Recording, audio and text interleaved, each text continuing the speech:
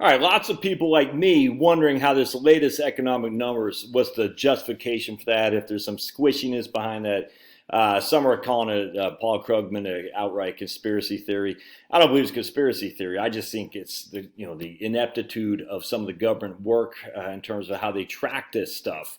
And that doesn't mean they're evil, doesn't mean they're bad, doesn't mean they're incompetent. It just means on any given month, they always revisit the numbers. And so I just look, I don't know what we got.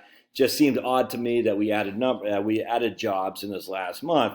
But be it as it may, today, which is what's that? Today is June 8th. The market is up again.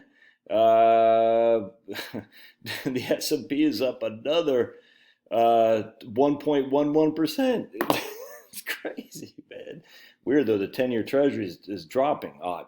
All right, so let's see what Brian Wesbury says, because Brian Wesbury is my go-to guy of all things positive when it comes to economics. So he titles this, "The Recession is Over." And this is Dateline today. Monday Morning Report, First Trust Economics. There's my man Brian Wesbury, Bob Stein, Deputy Chief Economist. All right, so the recession that started in March is the sharpest downturn since the Great Depression. It is also the shortest. Friday's employment report should leave little doubt that the U.S. economy has already hit bottom and is in recovery mode. Every economist brave enough to make a public forecast thought non-farm payrolls would drop in May and the unemployment rate would continue to rise. Instead, it was the opposite. That doesn't mean the U.S. is fully recovered or even close. A full recovery is going to take at least a few years, but look for more positive numbers from here on out, including next week's report on retail sales, industrial production, and home building. Paul Krugman tweeted the possibility that the Trump administration is cooking the books. But that's absurd.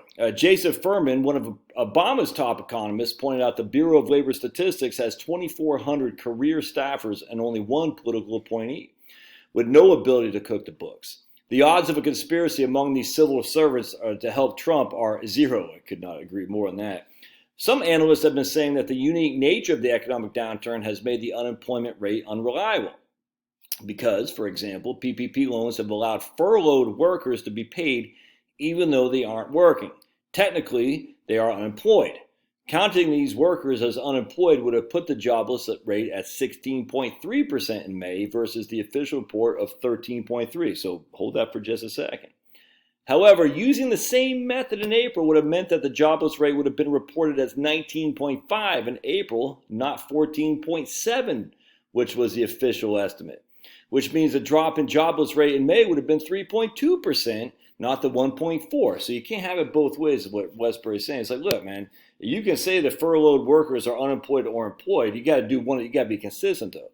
And if you say they're employed, if you say they're employed, then we're consistent with what we're showing now, which is a decrease in the jobless rates of 1 point something percent. I think it was 1.5, whatever it was. If you say that they're unemployed, then the jobless rate in April was 19%, and now it's 16.3, which is a decline of 3.2%, which is actually even better. So however you look at it, A, you got to be consistent, and B, you have to say that is better than what it was, certainly better than anyone predicted, which is convincing to me. So let's just read that again.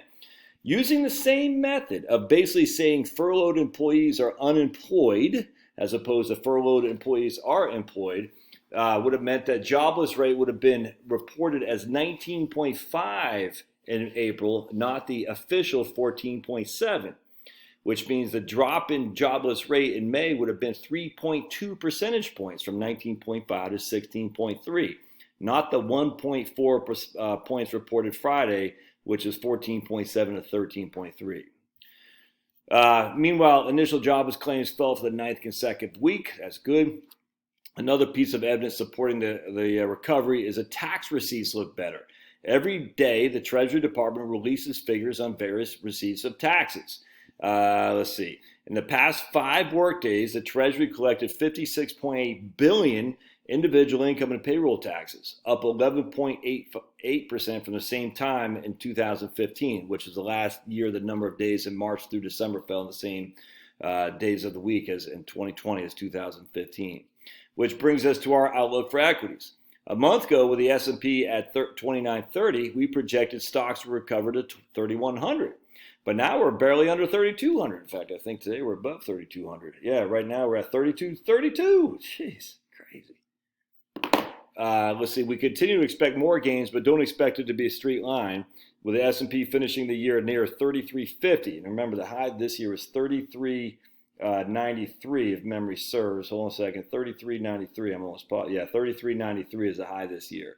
So if it's 3199 is what started the year.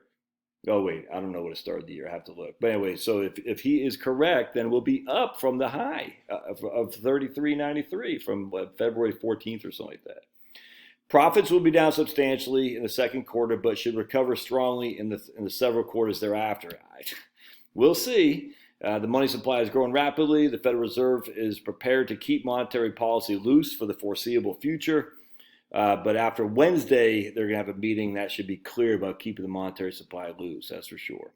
All right. Well, anyway, so, and Brian goes, we think those people who continue to have faith in the U.S. economy will be well rewarded. I just look at this chart. I mean, look at that. That's insane.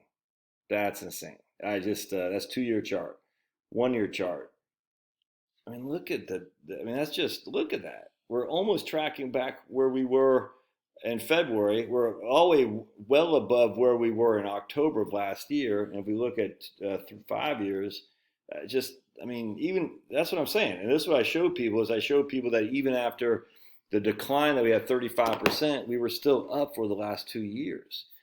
Anyway, so I'm a big fan of Brian Wesbury. I'm stunned. I imagine most people are stunned. This many job losses, this few people consuming, savings rate going through the roof. It's great for stocks. I just don't. It's just crazy to me that we're not going into a more significant decline. One of the things I do want to talk about, though, is that during a couple of you all pointed out is during the Great Depression we had no support group. We had no Social Security, unemployment, Medicare, all that.